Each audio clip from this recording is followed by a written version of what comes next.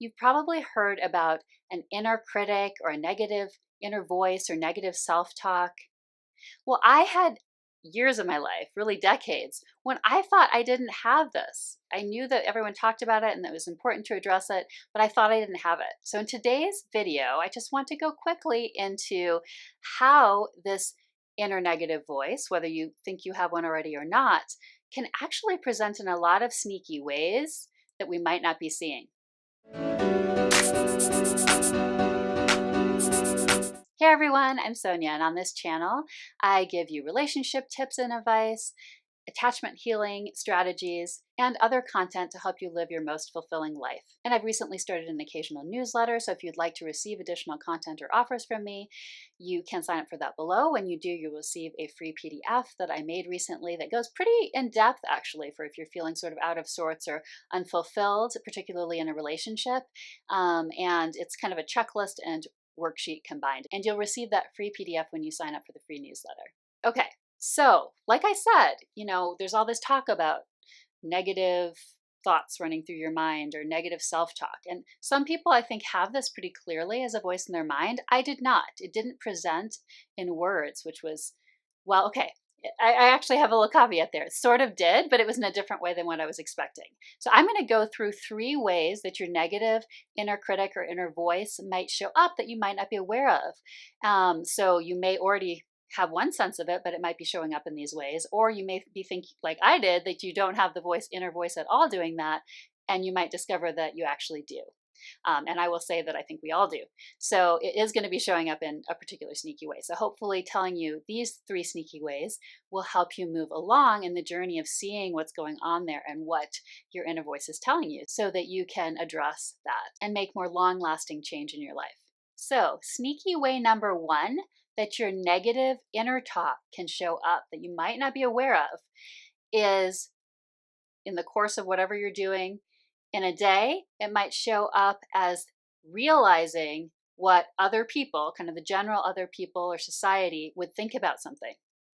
So whether you have that in actual thoughts, like, oh, people think this about whatever I'm doing, or whether you have it just more as that feeling and it's not quite in words like that, that is an example of inner self-talk. And why this might be sneaky is because it still counts as this inner self-talk that is affecting you in some way, even if you don't agree with it. So you might automatically, consciously not agree with it, whether you just know that, on some feeling level, or whether you even think in words. So for example, maybe you're thinking, some people wouldn't think this is appropriate for someone my age to do.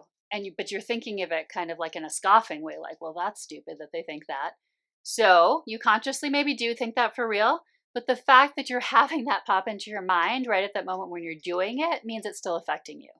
So hopefully you can see how it's sneaky there. It's sneaky both because it's not like our own internal voice as we think of it, and it can feel like we don't agree with it already, but it's still affecting us. Okay, so sneaky way number 2 that our inner negative voice can show up and we're not even aware of it is as a specific other person. So the first tip was around general other people or society. Well, this one is around a specific person. So this could show up as just an awareness of what someone else would think when you're doing a particular thing, for example, or it could show up actually as their voice running through your mind. So this is actually one of the ways it showed up for me that I didn't realize was actually my own negative inner voice or inner critic. So it was like it just would play out. I tend to play out scenes in my mind, maybe because I'm a writer also. I'll just sort of play out imaginative scenes. So it just flashed through my mind like a little scene, the person saying, whatever it was. And so it could be, often this could be a parent, it could be just someone else that a friend, it really could be anybody in your life. But the point is it's a specific person's reaction to whatever's going on for you that just flashes through your mind like that. Again, it could be like actually their words, or it could be simply that you have that realization, that sort of flash of knowledge of what they would think. And so again, that can feel like it's not us, right? But guess what? That is you. Because even if what that person thinks, got internalized by you, in that moment, they're not there. And that it's really like what you've internalized maybe from other interactions with them. So it may come out in their voice, but that's actually you. And again, similar to point number 1, this can be sneaky because you may be, let's say it's something that they don't think is dangerous to do or something that you don't think is dangerous, and you're doing it anyway. Like you may be like simultaneously having that thought of how they would react, and pushing past it and being like, well, that's not how I think of it. I'm doing it anyway. So it can feel like you don't agree with it consciously, but it still is that inner voice. So it's important to start to understand and hear those inner voices and recognize them for what they are and how they're influencing us. Okay, so the final example for today, sneaky way number 3 that your negative inner voice or internal critic can show up and you might not be aware of it, is simply as a feeling. So this one is harder to identify maybe where it came from in the first place, which is fine. But it's just that suddenly you feel off, or you feel bad, or you feel guilty when you weren't feeling it before. So it's this flash of sudden negative feeling. Of course, that can sometimes be due to a gut inner intuition or something like that, but it's worth investigating if a sudden flash like that while you're doing something could be because of something that you've internalized that now has become a negative inner critic.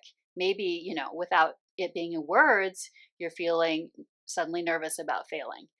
That is your negative inner critic, even if it's coming out as a feeling rather than in words. And how this can sometimes be sneaky is, again, kind of similar to points 1 and 2, but a little bit different, is that there could be the counter feeling at the same time. Like maybe you feel like a flash of rebelliousness, like you feel both like, oh, I don't know about this, like in sort of some guilty way that you could investigate why you feel that way. But at the same time, you feel like a splash of like rebelliousness that feels good, that feels like you're asserting yourself at the same time. So, and actually that's an important one to watch out for as well, even if it only showed up as rebelliousness. Why would that be showing up right then? So a sudden unexpected feeling like that, it could be a gut intuition about something, but it's definitely worth investigating why you're suddenly feeling that way out of the blue. It's probably because it is a wordless, feeling-oriented form of your inner critic showing up in a certain way. So hopefully this video was helpful for starting to think about how this negative inner critic can show up, because we really do have to see it and become aware of it to understand how it's influencing us. Thank you so much for watching, and let me know in the comments if you have any content suggestions. Make sure to get on that free newsletter where I'll send out things occasionally about my offerings and other content, and you can get that free PDF at the same time.